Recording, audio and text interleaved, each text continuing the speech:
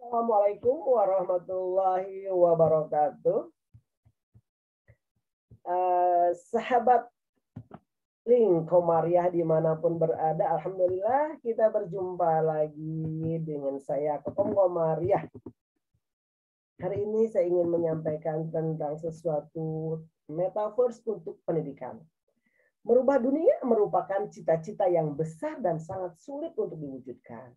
Hal yang paling mudah untuk dilakukan yaitu merubah diri untuk menyesuaikan dengan lingkungan yang ada di sekitar kita.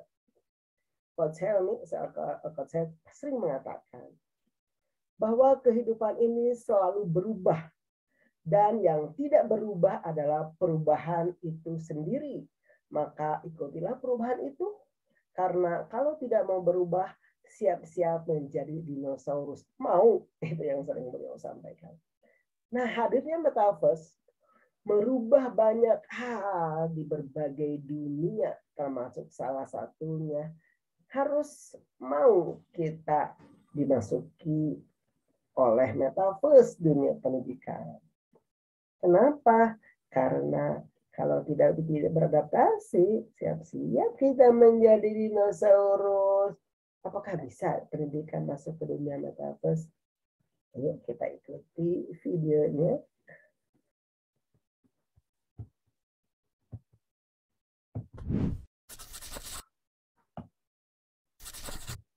Pertama mengenal kata metaverse dari seorang rekan yang bernama Bapak Mukhlas Raud, beliau pemilik Mondai TV Media Group dan juga Komisaris Jamkrindo dan PT Semen Indonesia Beton. Tanggal 20 Desember dia mengirimkan ke saya video tentang metaverse. Saya teliti setelah apa itu metaverse. Dia menyatakan bahwa meta itu sesuatu yang melewati, sementara verse itu alam raya. Jadi metaverse itu sesuatu yang melewati dunia. Dunia virtual seperti pengalaman beliau yang dapat oleh kamera 3D dari ayahnya yang baru pulang haji. Kamera itu dia pasangkan di matanya dan bisa melihat kondisi Mekah. Tahun-tahun sebelumnya pun saya pernah mendapat kiriman WA dari teman dan di sana disuruh mengklik tanda di situ nanti seolah-olah kita berada di Mekah dan betul saya klik ternyata betul kita seolah-olah sedang berada di Mekah, kita bisa melihat tempat-tempat yang bisa kita kunjungi ketika kita melakukan ibadah haji. Nah, sehingga seperti itulah analogi yang saya dapatkan tentang metaverse. Seperti film 3 dimensi. Seperti pengalaman yang pernah saya alami dengan anak saya ketika kita wisata ke Dufan. Anak saya masih usia 5 tahunan. Sekarang sudah mau kuliah. Saya berdua dengan dia masuk ke area tersebut, yang lain tersebar. Kemudian masuk ke tempat itu kita duduknya berjauhan dengan satu kursi satu orang. Dan kursi itu ternyata bisa bergoyang, bisa bergerak. Di depannya kemudian muncul layar besar. Pertama yang muncul itu saya sangat kaget. Kita berada di hutan, terlihat dan terdengar suara memotong kayu oleh potongan yang besar. Penampakan pohonnya besar sekali, kemudian gergajinya kelihatan sampai saya merasa bergetar, seolah-olah berada di dalam. Suara ini menakutkan sekali. Kemudian kita berada lagi di suatu puncak bukit dan di situ kita diterjunkan turun dengan kencangnya dan kursi bergetar dengan kencang. Saya begitu kagetnya, saya bilang ke anak saya, "Alah ini bohongan, alah ini bohongan." Saking saya takut dan khawatir anak saya ketakutan juga gitu.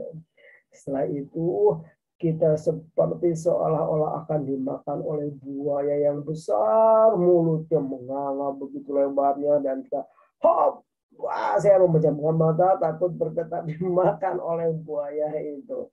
Berakhir film ini dengan hati yang berdebar-debar, kencang, takut dan melihat anak saya Oh, anak saya malah cemberut, mukanya merah sambil marah-marah. Ibu, aku dibawa ke sini nggak mau, takut. Maafkan anakku, itulah pengalaman pertama menonton kita di yang mendebarkan. Selanjutnya ketika di Bandung melihat hal seperti itu, sudah tidak mengerikan lagi, biasa gitu. Nah, itu gambaran saya tentang metaverse. Kita berada di dalamnya seolah-olah hadir kita dengan suasana yang ada. Dan ini dikembangkan lebih canggih lagi metaverse itu ya, dengan berbagai teknologi-teknologi yang dihadirkan oleh para ahli, para peneliti yang terus berubah. Mungkin anak-anak muda itu sangat sering bermain game. Di dalam game itu terjadi juga tiga dimensi dan mereka merasakan keberadaan mereka hadir dalam situasi tersebut. Bagaimana mereka bisa mengalahkan teman dengan tembak. Dia merasakan tembak tersebut. Sehingga jangan heran ketika anak-anak kita begitu senang mereka di game. Karena mungkin mereka merasakan hadir di sana. Selanjutnya tanggal 7 Januari saya diterima Institute VCT Bapak Gatot Hari Priyowiranto, seorang koordinator SCC Center, mengirimkan informasi akan ada webinar tentang metaverse untuk pendidikan yang pelaksananya tanggal 12 Januari 2022 dengan 11 narasumber yang tidak tanggung-tanggung. Mereka adalah para ahli di bidangnya. Ke-11 itu coba saya sebutkan. Yang pertama adalah Iman Yusfina Oktaviani, STM, SCPHD, Koordinator CEO Smart System and Innovation Center, CV UGM, dosen teknik elektro dan informatik. Kemudian Dr. Indrawati, Direktur Sayamo Titek Science, Gatot Hari Priyowiranto, Koordinator ICT Center, Muhammad Haryadi, PhD, Kepala Laboratorium Telematika Institut Teknologi 10 November Surabaya, Ali Ridho Barakbah, SPOM, PhD, Direktur PENS, Dr. Rerna AB Susanto, MC, dosen FPIP Undip, Dr. Ari Setiaji Prihatmanco, STMT, Kepala Pusat Penelitian Teknologi Informasi dan Komunikasi Institut Teknologi Bandung, Alvan Pujo Laksono, MSD, Seamalex, Neti P. Angel, Guru T. CKT SM Negeri 7 Semarang, M. Nizianto, SPD, MT, Koordinator Bidang Penilaian dan Penjaminan Mutu SMK, Direktorat TSMK. Dr. SC Yudi Nurul Ihsan, SPI, MSI, Dekan FPI K4. Dari mereka saya mulai terbuka, ternyata metaverse ini bisa masuk ke dunia pendidikan, bisa digunakan dalam berbagai kegiatan pembelajaran, metode-metode yang menarik sehingga pembelajaran lebih bermakna, belajar lebih berkesan pada peserta didik. Nah, dalam penyampaian secara bergilir mereka menginformasikan bahwa perkembangan teknologi yang cepat sekali, industri sudah bergeser dari 4.0 menuju society 5.0, juga sistem komunikasi dari 4G sedang menuju ke 5G dan 6G, pola belajar melalui tim, antisipasi sebagai pendidik. Kalau tadi saya sampaikan tim itu membuat anak bahagia, maka belajar harus lebih membuat anak bahagia. Ditekankan juga oleh Presiden Joko Widodo ingin mengingatkan untuk menemukan serta mendidik talenta-talenta muda sebanyak mungkin untuk menghadapi persaingan dunia. Beliau mengingatkan bahwa kita harus menyiapkan SDM yang mengerti dan bisa mengembangkan banyak teknologi, salah satunya metaverse. Metaverse adalah sebuah konsep masa depan dalam dunia teknologi. Istilah metaverse ini sudah ramai diperbincangkan di media sosial setelah CEO Facebook, Mark Zuckerberg, mengubah nama induk perusahaan itu menjadi Meta Platform atau Meta. Ya. Jadi Facebook tidak hanya sebagai branding, dia membuat Meta karena memang dia lebih fokus ke pengembangan teknologi masa depan yang disebut sebagai Metaverse. Dalam presentasi yang diunggahnya di channel YouTube resmi Meta, beliau mengatakan bahwa Metaverse akan membawa manusia merasakan sensasi baru di mana kita dapat merasakan hidup di dunia virtual. Dalam dunia virtual tersebut kita bisa bekerja, berbelanja, bermain, dan melakukan banyak hal yang belum pernah kita bayangkan sebelumnya. Hal ini sangat saya rasakan. Saya tidak menyangka saya sekarang akan di dunia ini.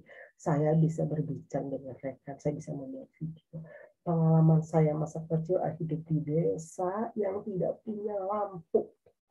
Kami hanya diterangi oleh, kalau istilah Jawa itu ceplik ya, lampu yang kita buat dari kain dan botol kaca. Kasih lampu itu nyala. Hanya dari itu. Dan kalau ada nyala-nyala pun ada di tungku di dapur yang dibuat dari batu. Begitulah kehidupan saya kecil, tidak mengenal radio, televisi apapun, karena memang mereka yang kaya-kaya sendiri yang punya itu. Tetapi begitu saya ke Bandung, saya mulai melihat TV. TV itu seperti ini ya. Kemudian saya juga merasakan menerima telepon. Hah? Saya kok bisa ngomong dengan orang lain melalui benda apa ini? Aneh ya. Tetapi terus berkembang sampai akhirnya ada komputer, ada HP. HP pun dulu hanya dengan SMS, tidak bisa melihat gambar, berkembang menjadi melihat gambar, bisa digunakan untuk berbagai hal. Tiap detik, tiap waktu itu perubahan terus terjadi di dunia sana, sehingga bagaimana dunia pendidikan bisa juga terus mengikuti perubahan perkembangan dalam dunia metaverse. Di dalam hal ini mungkin ini salah satu contoh saja ya. Dunia pendidikan itu tidak bisa menolak kemajuan teknologi. Justru kita wajib memanfaatkan kemajuan teknologi sebagai alat untuk melakukan kegiatan yang positif. Dengan adanya pengembangan metaverse oleh perusahaan-perusahaan teknologi raksasa, maka dunia pendidikan mau tidak mau harus menyiapkan diri menyambut teknologi tersebut. Metaverse jika memang berhasil dikembangkan akan menjadi dejavu. Ketika internet dulu juga mulai masuk ke dunia pendidikan, kita khawatir, kita takut akan merusak dunia anak.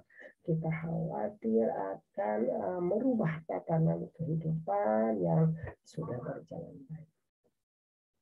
Nah, ketika akhirnya dunia pendidikan menyambut baik internet, dan hari ini sepertinya dunia pendidikan tidak bisa lepas dari internet. Nah, dalam metaverse ini kita bisa misalnya nih dalam dunia pembelajaran keagamaan, bagaimana kita bisa menapak tilas sejarah perjalanan Siti Hajar ketika beliau melakukan pencarian minuman untuk putranya Ismail. Siti Hajar lari ke Safa, Siti Hajar lari ke Marwah, Siti Hajar melihat sesuatu yang fata morgana sampai ternyata air ditemukan dari bawah telapak kakinya Ismail. Nah, itu bisa kita lihat, kita telusuri sejarahnya. Tapi kita tidak membayangkan Makkah yang hari ini ya. Makkah yang berapa abad yang lalu, Makkah yang gersang, Makkah yang tidak ada air. Itu bisa kita telusuri, bisa kita telah. Atau kita pun mungkin bisa ajak jalan-jalan anak ke situs-situs bersejarah tentang Fir'aun dan sebagainya. Tinggal menyiapkan metaverse.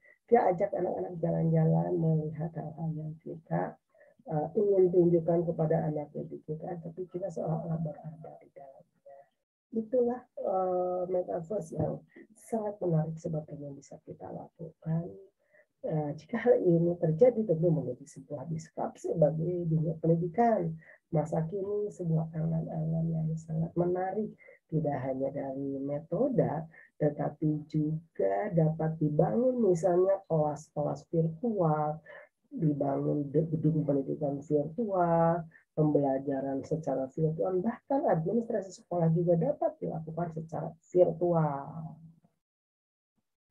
Nah, dengan metaverse ini membuat kita dapat melakukan apapun tanpa harus bertemu secara langsung dengan peserta didik. Bisakah dilakukan? Bisa-bisa saja, tapi tentu saja hal ini tidak selamanya baik. Hal ini bisa juga membuat dampak negatifnya, misalnya bisa enggak kita memantau layar lebar, mata kita selalu tertuju ke layar lebar, nantinya mungkin bisa jadi matanya sakit. Kemudian dalam hubungan sosial bisa enggak kita nanti ada kehangatan bersama teman, bercanda, bergabung itu akan hilang. Ya.